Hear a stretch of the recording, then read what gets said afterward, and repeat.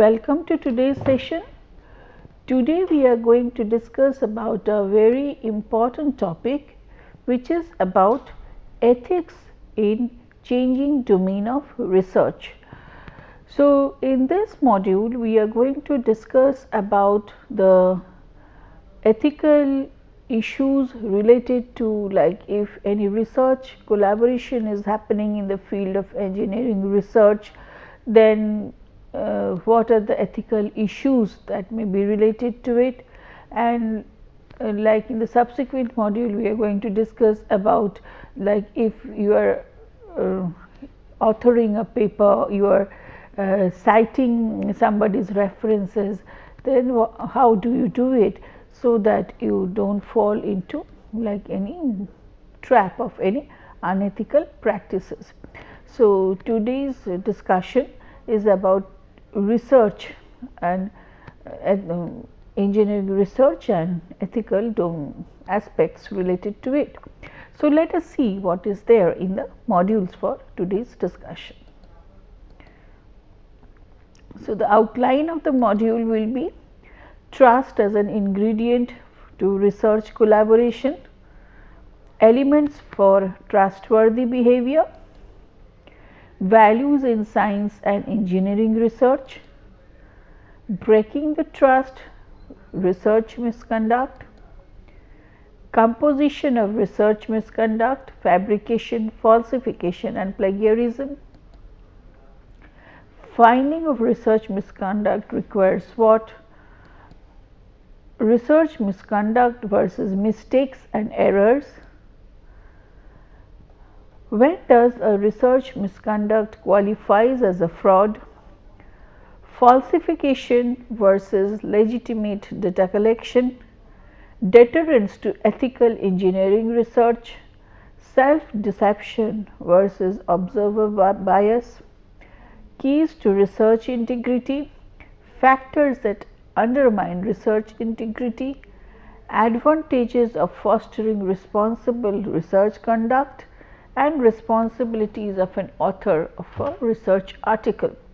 So, you see, this is an extensive discussion about the research and the finer things connected to how to collect data, like where do you get data from, how do you give references, and like what you do with that data, how do you report about that data. These are very important aspects when you are doing any research with respect to your product design, and also like you are collecting data for it or you are reporting your results. So, today's module we are going to discuss about that. Let us start, like, in the what you have discussed at the first instant is, of course, like the importance of trust and what it means to be trustworthiness, because nowadays many research are in collaboration with the other like counterparts, either in industry or in academics or in a like different university. So, there are lots of research collaboration going on. So, one of the primary factor for trust is of all these things is trust. And if we define trust, trust is a combination of confidence and reliance. Now, what is confidence? Confidence means being sure that the other party is not going to do anything to harm you or affect you in a way that is not acceptable or in an undesired manner. So, you have confidence in the other person that that person is not going to harm you and in a way which is not acceptable by you. Reliance means you can seek support from the other party or you are hopeful of getting sincere help from them in times of need. So, you know, like if you are extending like your search for someone who can help you, so you can rely that the other party is there to help you. So, but there is a small difference, like you can rely on someone, but you may or may not have total confidence in the other that party, like they are not going to harm you. So you can always seek your help, like they will help you, but you may not be confident in understanding whether in the long run they are going to harm you or not in an undesirable way. So these two are finer aspects. When two of them comes together, it is trust building. So next we are going to discuss about elements to responsible or trustworthy behavior in professionals. So competence and concern. Competence depicts the expertise to achieve good outcomes in domain of expertise. Concern denotes a case where other party also does things for their as well as your good. So when both the things are there, competence means they are competent and they have a concern for you. So in the sense, like they are doing not only for their own good, but also for your good. They are concerned about your well-being.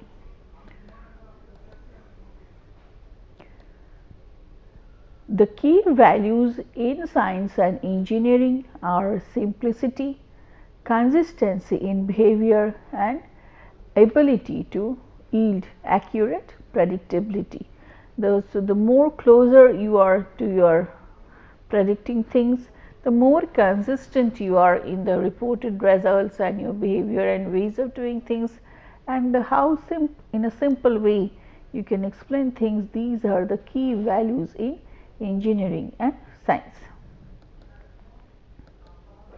Now, what happens when the breaking of trust happens, and how it happens is, like, it happens through research misconduct. So research misconduct in terms of fabrication, falsification and plagiarism in proposing, performing or reviewing or in reporting research results. So it can happen in four things: proposing, performing, reviewing or in reporting research results. So the deterrents of trust are fabrication, falsification and plagiarism. We will visit each of these concepts separately.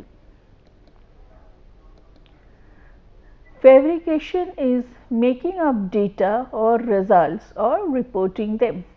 So you fabricate your data or results or report them. Falsification is manipulating research materials, equipments or processes, or changing or omitting data or results. So you are in fabrication, you are like making up data which does not exist or results and are reporting them.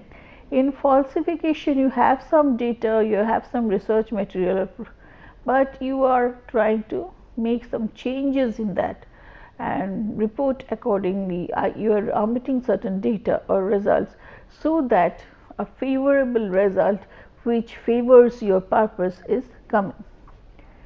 Plagiarism is an appropriation of other person's ideas, processes or results or words without giving proper credit. In plagiarism, you are just copying somebody's ideas, processes or results, but you are not giving credit or to that person. So if something is to be described as a research misconduct, then what are the required things? The required points are: it should have a significant departure from accepted practices of relevant research community. It should be committed intentionally. This part is important. It should be committed intentionally. Allegation must be proven with evidence. So, if somebody is bringing allegation against a person telling that he or she has done a research misconduct, then it must be proven with evidence. If any of the above conditions is not satisfied, it does not qualify for a research misconduct.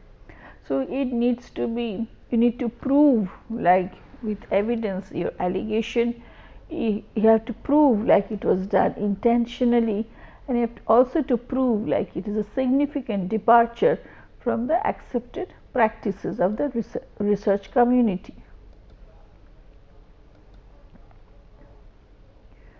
So, other issues are like cooking of data.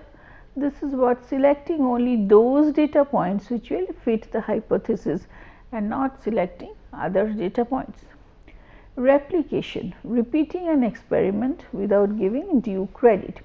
This part is important. It is a part of a duty to acknowledge the person who has originally given the idea or who has contributed as a part of a research program. So, it is a part of a duty to acknowledge the contribution.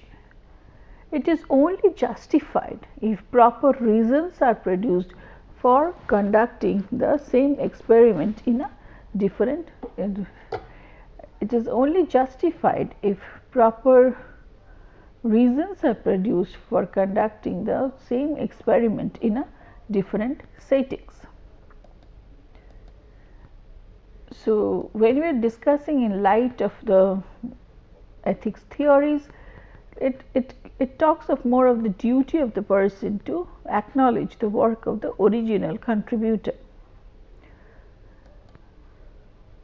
When we are discussing research misconduct, research mistakes or errors, these are terms which appears to be very closely related to each other in terms of meanings and may be confusing to us.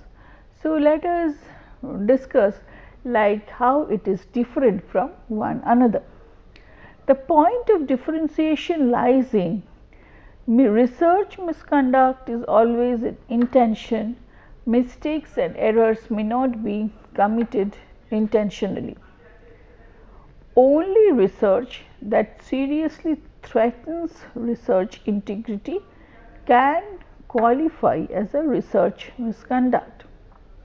Research integrity relates to ensuring integrity of results, dealing fairly with others in terms of giving them their due credit, acknowledging others' contribution.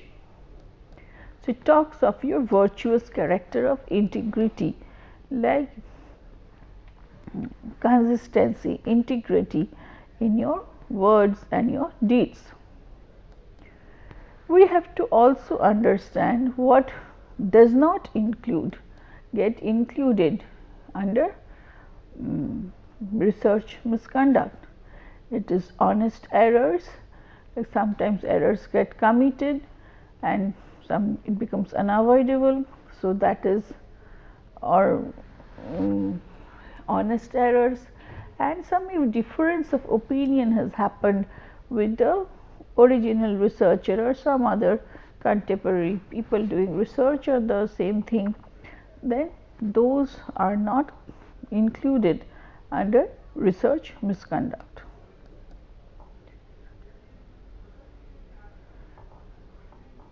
So, we are also discussing over here when does a research misconduct qualifies as a fraud.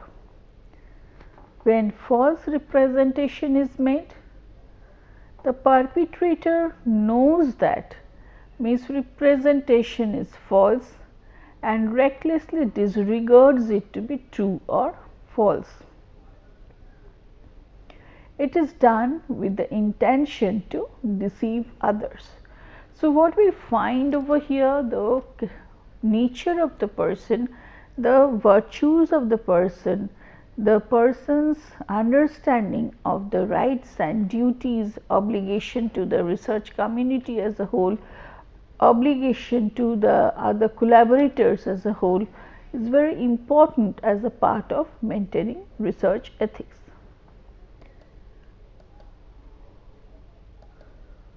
And being just to oneself and doing justice to others also.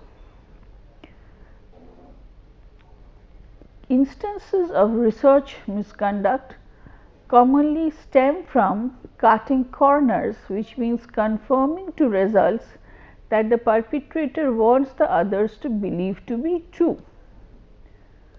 So, there is certain ideas which there are certain ideas maybe which the researcher believes in, and what he or she feels like wants to be propagated and wants others to believe in that way, and so certain data are omitted, or only those data are chosen which will represent this idea.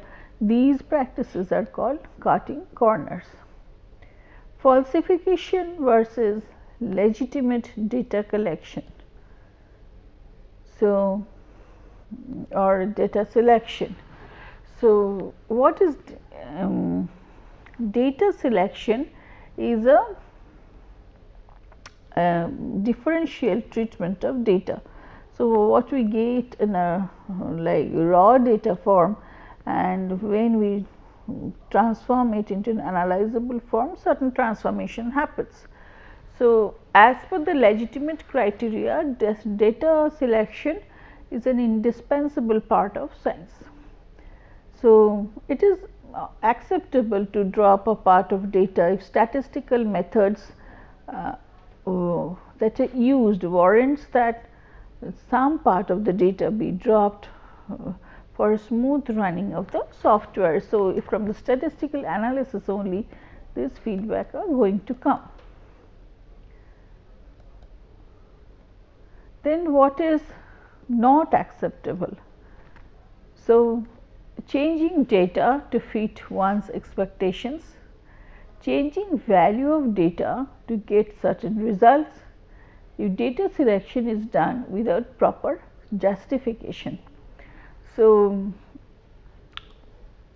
when we are changing data to fit one's own expectation, we may have proposed certain hypothesis and we want it to fit our results, we want to fit into it, then we want to change the value of the results to data to get certain results that we expected, but we find that the data is not showing, and data we are just focusing on one part of the data because it is more close to proving our hypothesis.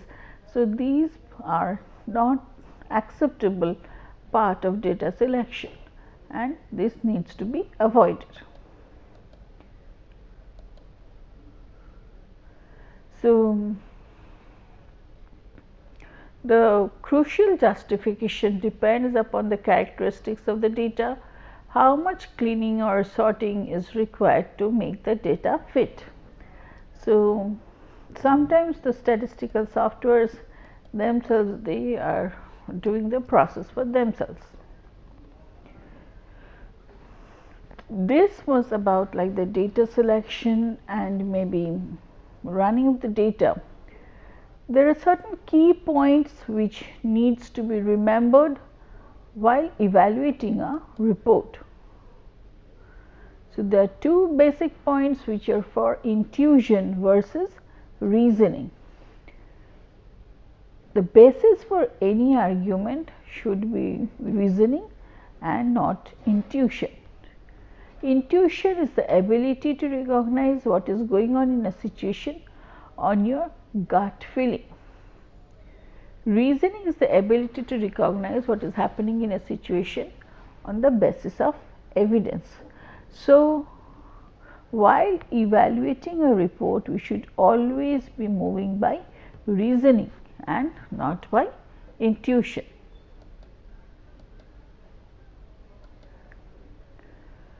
We need to avoid observer bias, and That is like we sometimes fail to notice what we do not want to see or expect to hear.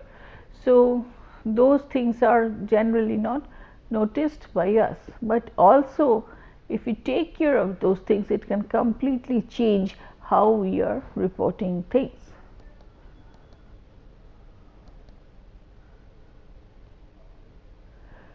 So, sometimes that blindedness happens, like we are only focusing on one part of the data, but we are not having a holistic perspective. So, but if we look into it, or maybe we discuss about it and we get another perspective from another person, it may take a different, like all total different mode of doing things. There are certain deterrents to ethical engineering research. First is recklessness. Taking risks, serious risks that ethically speaking should not be taken by one while conducting research. It is like disregarding the major ethical values and standards of honesty and integrity. So, how much risk you can take in the name of research, whether it is actually required for the process or not. So, these are questions which needs to be revisited before we are like venturing for something. Cutting corners, intentionally taking shortcuts to produce a show or show desired results, or knowing violating good research practices. Cutting corners, intentionally taking shortcuts to produce or show desired results, or knowing violating good research practices. So, this recklessness means taking unnecessarily serious risks, or like taking shortcuts so that you can show desired results. These are some of the deterrents of good research practices in engineering. Next, we will discuss about self deception versus observer bias.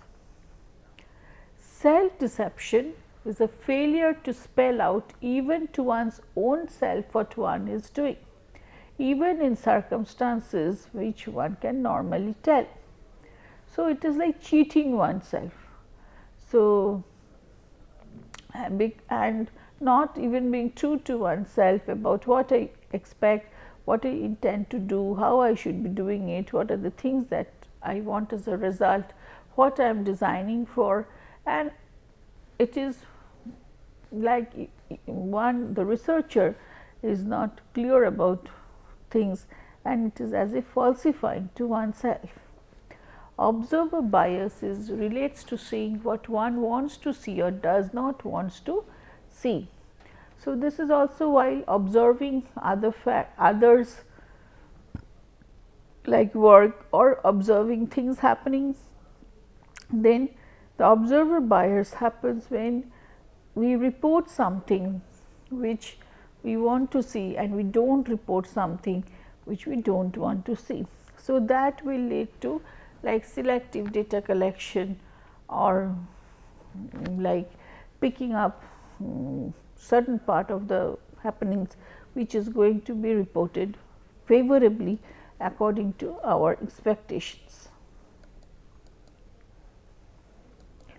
Next, we have to understand like the keys. If we have seen like data falsification, data fabrication and plagiarism, these are very important like aspects to be discussed and to be careful about when we are talking of research integrity.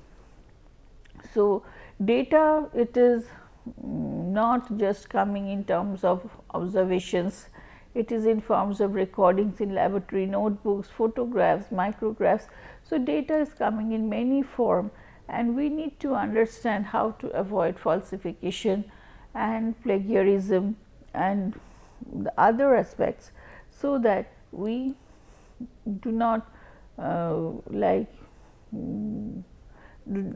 do something which questions our research integrity. So, safeguarding the result and producing actual result is as much a matter of being truthful as it is in case of about accurate methods for producing right result. So, how to safeguard your data, how to produce actual results, and how to be doing it in a more truthful way. So, and what is the methods you use to produce those results? These are very interconnected and interrelated factors which talks of research integrity. So, because of large collaborations which are happening today as a part of research, maybe throughout different countries, people are collaborating together to give a research finding.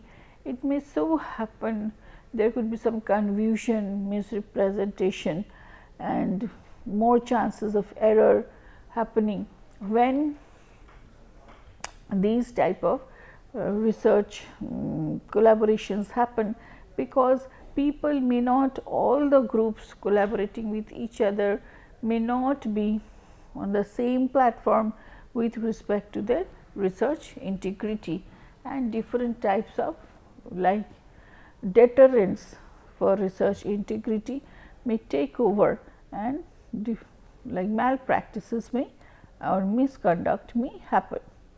Factors that undermine research integrity. Many surveys show that majority of the engineering students have admitted to falsifying of results.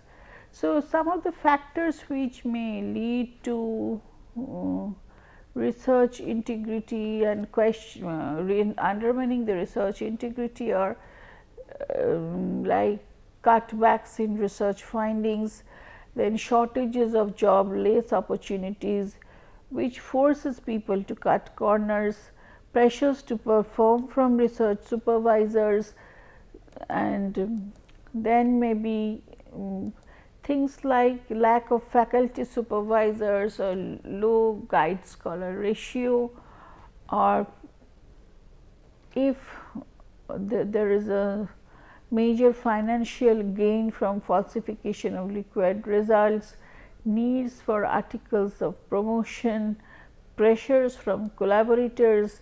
These are some of the reasons like which may lead to the somebody's research integrity to get disturbed and may fall into a trap of doing unethical things.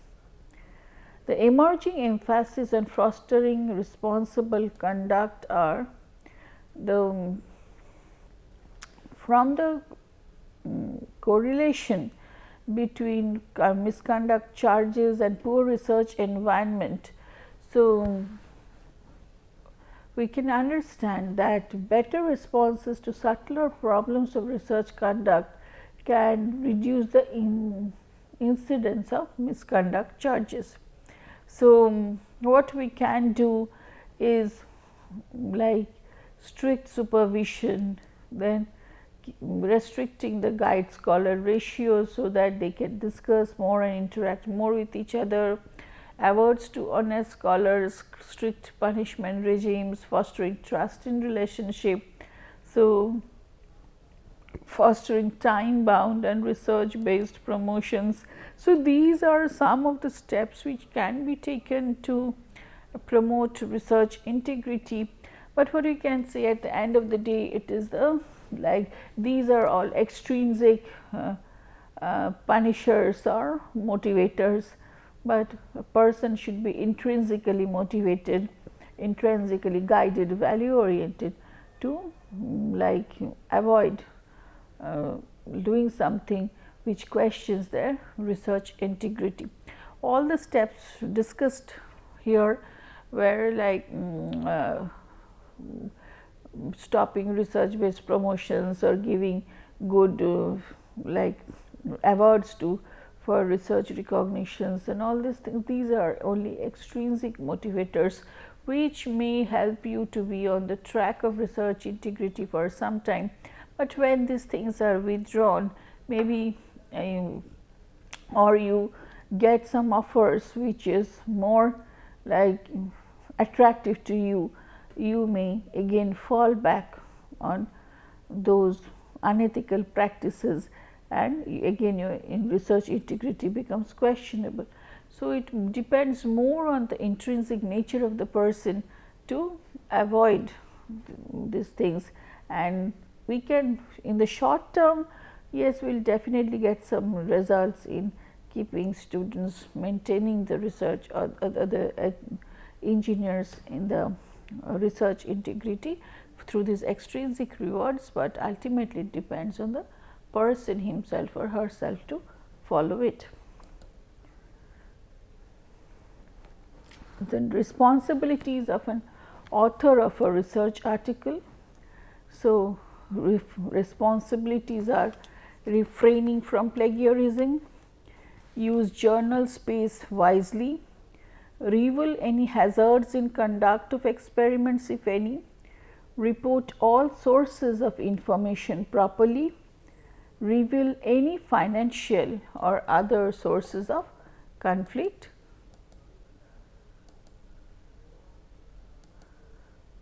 providing details about research so that others can replicate it with justification, citing previous publications properly, refraining from doing personal attacks, creating clear distinction concerning those whose quality as co-authors need to be acknowledged, then avoiding duplication of publication in the same work in 2 or more journals, and not like showing one result again and again and just changing the name and getting it published in different journals.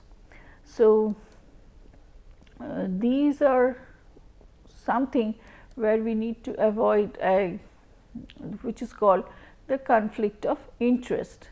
A conflict of interest occurs when the party is in a position of trust that requires exercise of judgment on behalf of others. The person has some responsibilities of the sort that might interfere with the in exercise of such judgment. Having those interests is neither obvious or not usual for others in the position of trust. So, if you are to having your own certain obligations and responsibilities which may deter you from exercising a judgment on behalf of others, then it talks of conflict of interest. So, conflict of interest, when you have when you are talking of financial conflict of interest, so it means like you are doing some research work because you have financial interest, or you are giving out the findings of your research for financial interest. So, usually committees are formed in institutions to resolve this conflict of interest. In the next module, we are going to discuss more about this, the authors and their responsibilities, who qualifies to be an author, who is a co-author, how to cite their names, and what is plagiarism, what is conflict of interest, in more details in the next session. Thank you.